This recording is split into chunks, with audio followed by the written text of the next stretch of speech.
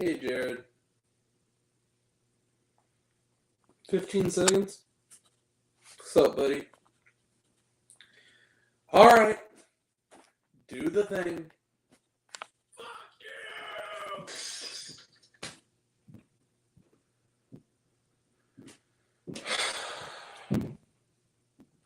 I'm the first person to review this movie. That is true. Look on YouTube. If you look up the review of this, or this movie's title and review, there is nothing. Hey, Drew, what's up?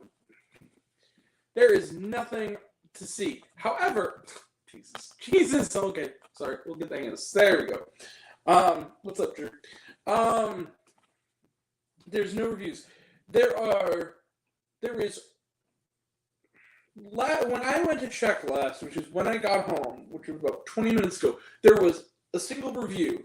You click on it. I saw it earlier today. It was fantastic. Hope you like it, buddy. Anyway, there was one review from the website culturemix.com. If you click on that review, I'm pretty sure it was taken down. So it's only the blurb there, but there's no full review. I am the first person to review this movie. Now, not only did they not screen this for critics, they are waiting probably till the official opening day tomorrow. This is a Sony release. This is a Screen Gems release that is opening in about almost 3,000 theaters. And it feels like it should go straight to Tubi. Anyway, before we begin, it's the Angry Grant Show. What are we talking about today? A movie. Even calling this a movie seems insufficient. This is not a movie. Okay. Settle down, man. Settle down. Get the basics out of the way first. So, Love Again, or as from this point on I will forever call it Shit Again, is directed by Jim Strauss. It is a remake. The original has to be better. It is a remake of a 2016 German film entitled SMS für dich, which is itself based on a novel. Whatever. But all it seems to be based on somehow is a commercial for a Celine Dion album. Alright, so what is this movie about? Well, it's about a woman. This is a spoiler review, by the way. It's about a woman played by Priyanka Chopra Jonas, whose boyfriend, right on the night he's gonna propose, how tragic, dies in a car accident. Well, is hit by a car, actually. And the reason we know this is we see her smiling, the smile turned to a frown, and her running in slow motion toward the probably grisly remains of her beloved. We then begin the story with a gentleman played by Sam Hagen, I believe that's how you pronounce his name, from Outlander. He is a journalist who does not believe in love. Oh, that old chestnut. Who's been asked to do a report on famous Canadian pop star Celine Dion. Yeah, the great Celine Dion. And when he asks if she's still popular, his boss, who almost does nothing but scream at the top of his lungs, says to him, "What, are you kidding?" And he goes, "She's more popular now than she's ever been." And he says, "Really?" He goes, "Yeah, it's a regular Selena-sance." Guess who executive produced this movie? And appears in it. So anyway, through magical thunderstorm intervention, she has been texting as a coping mechanism on her to sending text messages to her dead boyfriend's cell phone. Through magical interference, the journalist has the phone and begins to fall in love with this woman through the text, and then he meets her, and then liar revealed stalks her basically, and he's spurred on by Celine Dion, who becomes a friend of this gentleman who's doing a piece on her.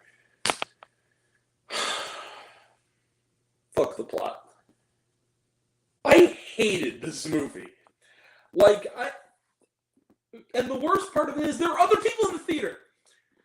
There were 6 other people in this theater. I want to real quickly tell you the other films playing at my theater currently this weekend to give you an idea of how much people are missing. Because almost all of them are good.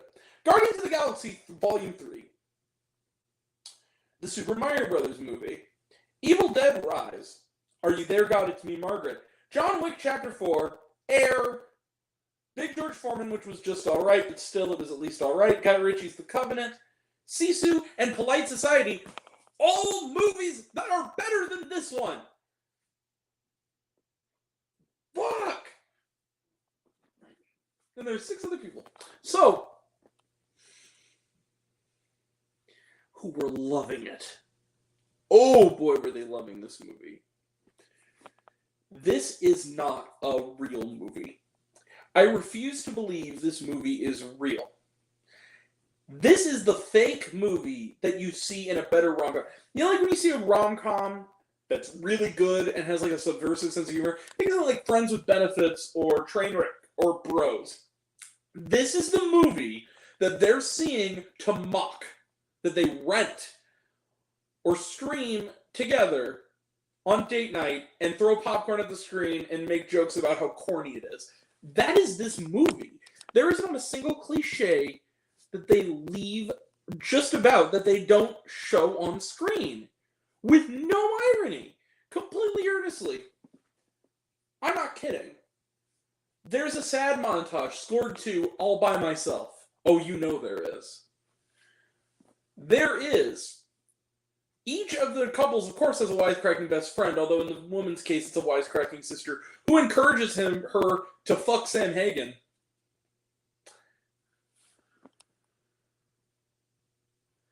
Not at my screening. I wish that were true. They were off seeing a better movie. Who wants an F6? We have the gay best friend who has no life and is only seems joy he seems to get in life. The only way the magical gay character can function is to be the advice giver in the life of the character. We have a dead boyfriend. We have the owner of the restaurant that our female lead frequents, who is an overweight older gentleman who lost his own wife, and all his dialogue is emotional platitudes about grief. Yes, movie, I too saw Return to Me. You know what the difference between this movie and Return to Me is? Return to Me was actually good!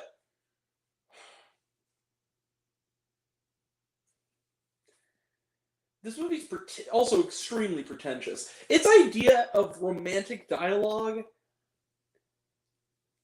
I was in a theater with other people. I tried to contain myself. There was one moment where I couldn't help it. I just went, like, out loud. I just couldn't help it. It was completely involuntary at that point. I'm going to give you some of the nuggets of dialogue here. There is a scene where they are in a club, Sam Hagen and the gay best friend, and they're playing some kind of like trap, dubsteppy kind of whatever music, club music, at a restaurant, like a schnazzy bar restaurant. You know, like one of the ones where everything's like made of glass, one of those freaking New York hipster restaurants, right? And he says, ugh, why did we come to a place where all the music is the musical equivalent of Cheese Whiz? Hey, everybody! It's the pot calling the kettle a stupid, shitty movie! Here's some more dialogue. One of the many texts that Priyanka Chopra sends to Sam Hagen's character inadvertently, because he's a creep, is, I wish we could go back to the days where we were so love-drunk we could barely stand. I'm not kidding. There is a line at one point in which someone says, sometimes it feels like you're standing on thin ice, but the ice is hardening, and I promise it gets better. This is actual dialogue in the movie. the girl, the sister who wants her big sister to have sex with Sam Hagen, gives one of maybe the worst sex jokes I've ever heard in a movie. She turns to her and says, and also this is in the trailer, by the way, says to him, "You need the D. You desperately need the D." That's a slang term for dick, kids. You need the D. She goes, and Prague Tripper's like, "Oh, relax. You sound like I have some kind of like disease or deficiency." And she goes, "You do. A vitamin D deficiency." Like his penis. I'm not kidding. These are all in the movie. There's a scene where she's talking to her dead boyfriend. Also, the boyfriend's ghost shows up at one point inexplicably with a cartoon butterfly. What? And she says, and he's like, "I just want you to fly again." Oh, it gets better. She, at one point, he writes an article to her to win her back in the third act. The sister is reading it, and when it starts to get to the romantic part, she looks up from her coffee, like, inquisitively. And he says, because they meet in an opera, they meet cute in an opera. He says something like, if you feel the same way as I do, meet me at the place where I could finally hear the music. Oh, fuck you, movie. It's the kind of movie where she hands him a can of some canned champagne in a can. And then he goes, "What is this?" He goes, "Champagne in a can." And he goes, "Oh, champagne, what are we celebrating?" And she looks at him. All the sound stops. She looks at him. She pulls him by the collar real close, lovingly, and goes, "Change." Just, what? This is... We know that she's happy again because her children's book... Oh, she's a children's book artist. This character has a big smile. And the theater went, "Aww." Now this was the moment I went... Well, actually, that was the moment I went... But then right after that, the screaming boss screams some more, but actually is proud of him. And then says, and I quote, "I'm glad you found your heart again."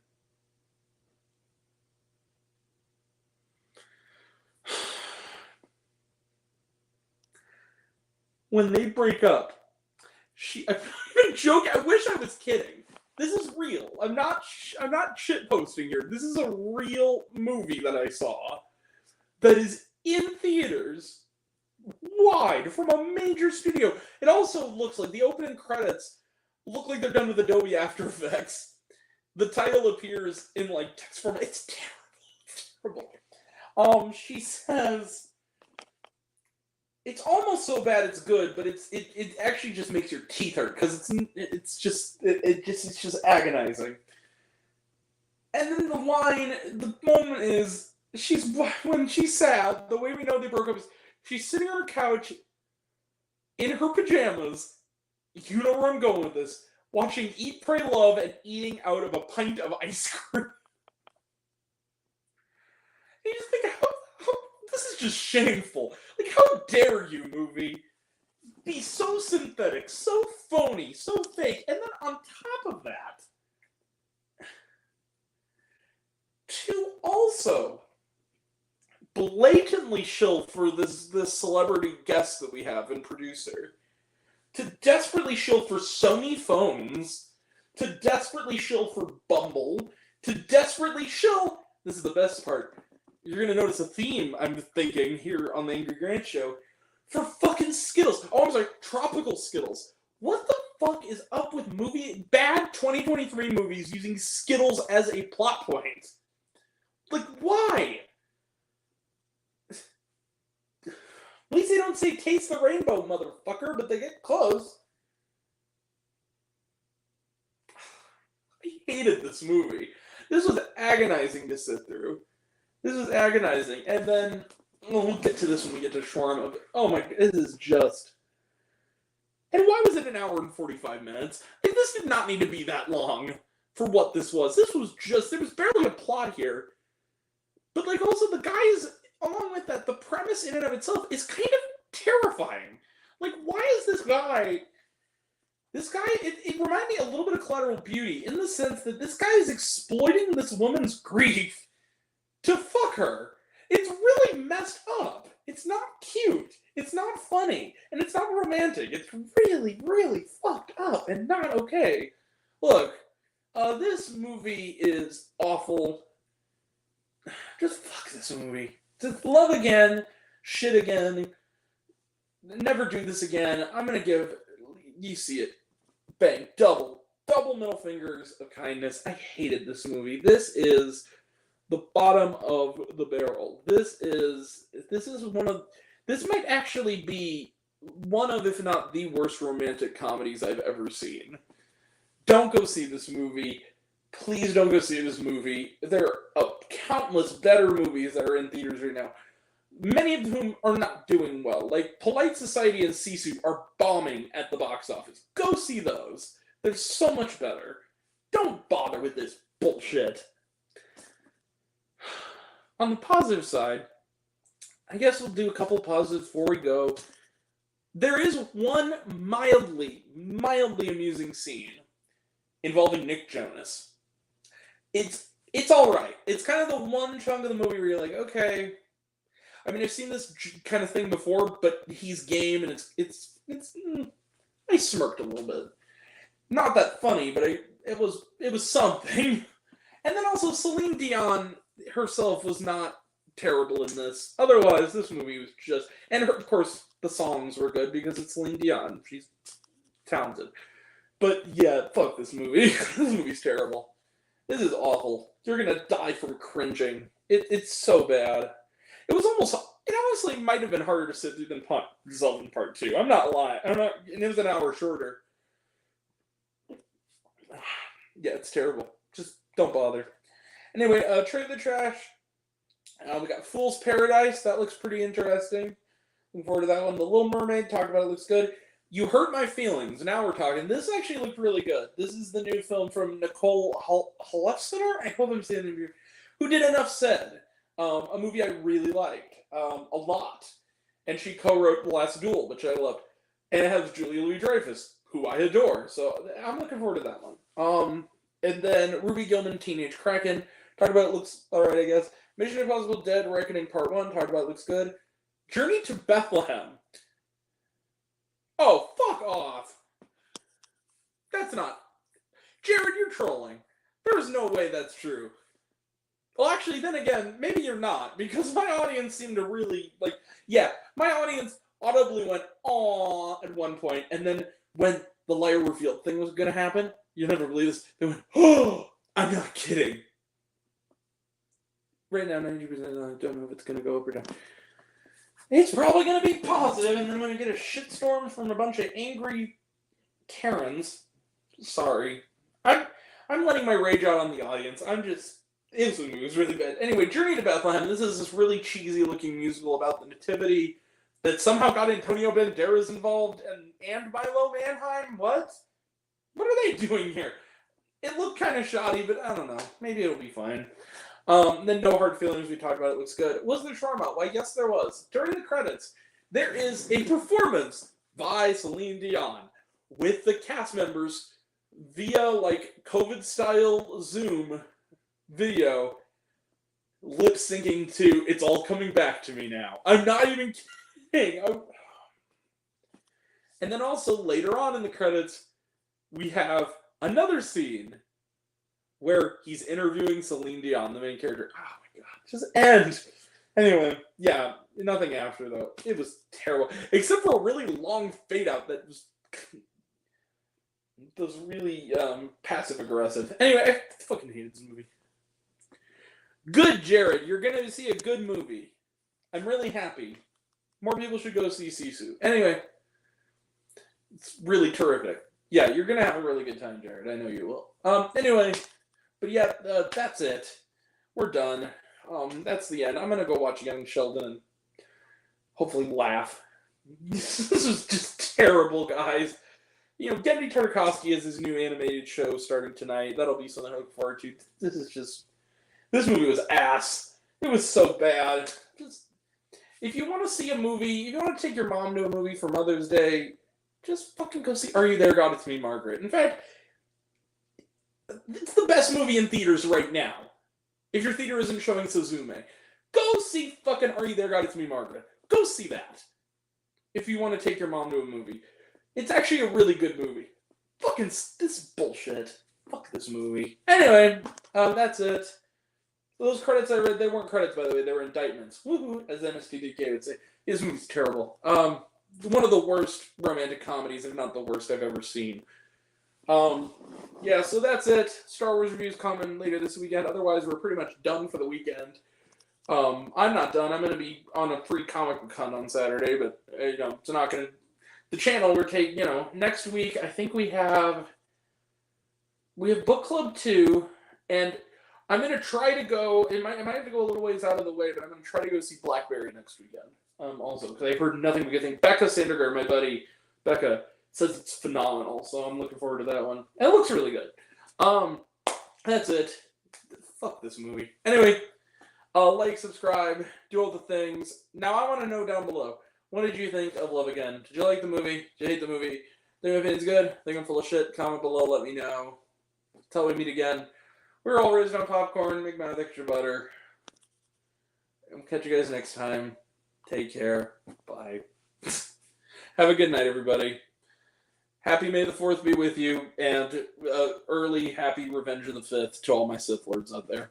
Take care, everyone. Good night. We're out. Bye.